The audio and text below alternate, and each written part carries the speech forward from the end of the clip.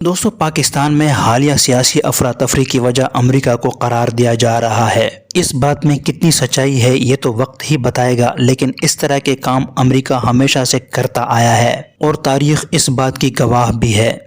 आज की इस वीडियो में मैं अमेरिका की तरफ से की गई कुछ ऐसी साजिशों और वाक़यात के बारे में बताऊंगा जिससे आप बआसानी अंदाज़ा लगा लेंगे कि किस तरह अमेरिका अपने मफाद के लिए हर जगह मुदाखलत करता है और अमेरिका को बेनकाब भी इसके अपने ही लोगों ने किया है। तो चलिए शुरू करते हैं इस वीडियो को।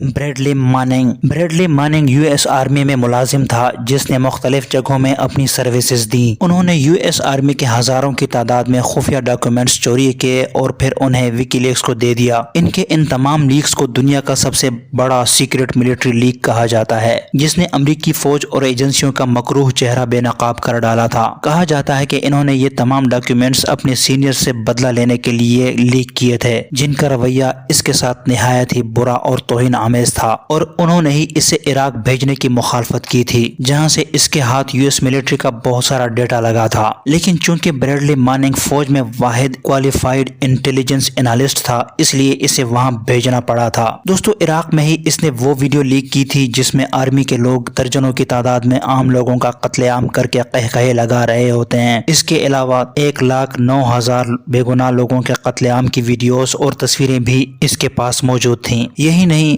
बल्कि इसके अलावा जेलों में कैदियों पर तोड़े जाने वाले मजालिम और आर्मी के वो कॉन्ट्रैक्टर्स जो बच्चों की स्मगलिंग में मुलव्विस थे के खिलाफ भी इन्होंने काफी सारा मवाद लीक किया था। इस वक्त मानिंग अमरीकी जेल में कोर्ट मार्शल की सजा भुगत रहा है।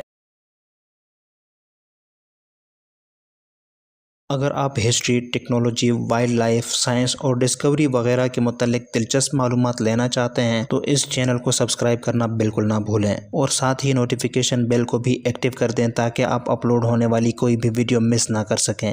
गैरी वेब 1996 में गैरी वेब नामी एक राइटर ने सैन जोस मर्करी न्यूज नामी एक मैगजीन में डार्क अलायंस नामी आर्टिकल्स की एक सीरीज छापी थी, जिसमें इन्होंने बहुत डिटेल में सीआईए के करतूतों के बारे में डिस्कस किया था कि किस तरह अमेरिका की खुफिया एजेंसी स्मगलर्स या फिर ऐसे लोग जो नाजायज तरीके से इंपोर्ट एक्सपोर्ट का बिजनेस करते हैं को अपने मुल्क में कोकीन और हीरोइन वगैरह लाने की मुकम्मल इजाजत दे रखी थी, जिसमें से हासिल होने वाले मुनाफे का ज्यादातर हिस्सा वो सेंट्रल अमेरिका में मौजूद एक निकारागुआ नामी मुल्क में हुकूमत के खिलाफ लड़ने वाली एक तंजीम को दे दिया जाता था। इसकी पादाश में गैरी वेब अपनी नौकरी से हाथ धो बैठा था और इसके बाद लाख कोशिश के बावजूद भी कोई नौकरी नहीं हासिल कर सका था। बदकिस्मती से 2004 में इसकी लाश इस हालत में मिली थी कि इसके सर में 2 गोलियां मारी गई थीं, जबकि तहकीकात में इसे खुदकुशी डिक्लेयर किया गया था। लेकिन ये सवाल आम शख्स के जहन में भी आ सकता है कि कोई शख्स खुद को 2 गोलियां भला कैसे मार सकता है। अगर आपके पास कोई जवाब हो तो प्लीज मुझे भी कमेंट सेक्शन में बताइए।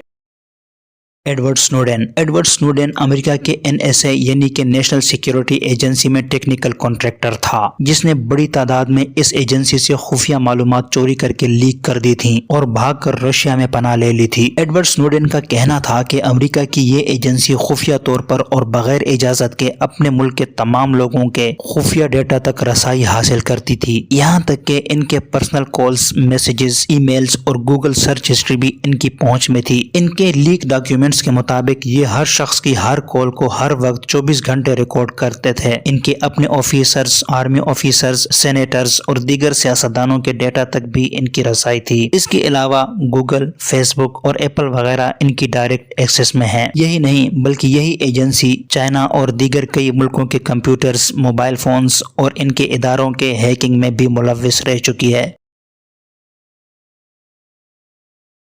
फिडेल कास्ट्रो। दोस्तों, ये तो किसी से अब ढकी छुपी बात नहीं है कि अमेरिका मुख्तलिफ ममालिक में अपने नाजायज मिशंस या फिर अपने मफाद के लिए साजिशें करता ही रहता है। पाकिस्तान में होने वाली हालिया सियासी अफरा तफरी को भी अमेरिका का कारनामा करार दिया जा रहा है। इसके अलावा ये बात ऑन दी रिकॉर्ड है कि अमेरिका मुख्तलिफ ममालिक में 74 से ज्यादा हुकूमत गिराने और बनाने की कोशिशें कर चुका है, जिनमें से कुछ कामयाब हुई हैं और कुछ नाकाम। यहाँ तक कि कई लीडर्स को अमेरिका कत्ल भी करा चुका है, جن میں صدام حسین، معمر قذافی وغیرہ شامل ہیں۔ کیوبا کے سابق صدر فیڈل کاسٹرو پر امریکہ نے 8 یا اس سے زیادہ قاتلانہ حملے کیے کیونکہ فیڈل کاسٹرو کیوبا میں امریکی مفادات کے لیے خطرہ بن چکے تھے۔ 1960 سے 1967 تک انہیں کبھی زہر دینے کی کوشش کی گئی، کبھی ان کے پسندیدہ سگار میں انتہائی خطرناک کیمیکل ملا دیا گیا، کبھی انہیں بم یا گولی سے مارنے کی کوشش کی گئی، کبھی مقامی غنڈوں یا انڈر ورلڈ کے لوگوں کو ہائر کر کے بھی اس کے قتل کی سازش رچائی گئی، لیکن خوش قسمتی سے یہ ہر حملے میں ہی بچ نکلا تھا۔ بہرحال 35 سال بعد امریکن ایجنسی CIA نے خود ہی اعتراف کر لیا تھا کہ انہوں نے فیڈل کاسٹرو کو قتل کرنے کی کئی کوششیں کی تھیں، لیکن اس کے ساتھ ہی انہوں نے یہ بھی کہا تھا کہ اب CIA نے دوسرے ملکوں کے اندرونی معاملات یا لیڈرز کو قتل کرنے کی سازشوں کی پالیسی کو ختم کر دیا ہے۔ کیا آپ یہ سمجھتے ہیں کہ واقعی میں امریکہ نے یہ پالیسی ختم کر دی ہوگی؟ کمنٹ سیکشن میں آپ اپنی رائے کا اظہار کر سکتے ہیں۔